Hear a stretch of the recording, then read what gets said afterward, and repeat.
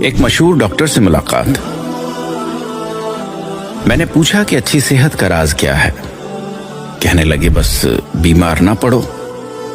میں نے کہا کہ یہ تو ہمارے بس میں نہیں ہے۔ ہنستے ہوئے کہنے لگے بالکل ہے۔ میں نے کہا آپ بتائیے، میں بالکل عمل کروں گا۔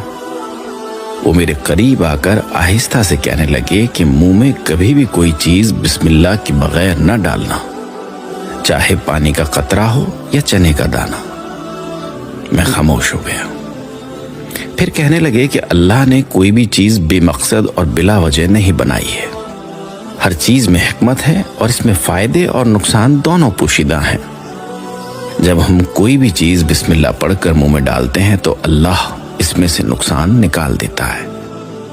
ہمیشہ بسم اللہ پڑھ کر کھاؤ، پیو اور دل میں بار بار اللہ کا شکر ادا کرتے رہو۔ کبھی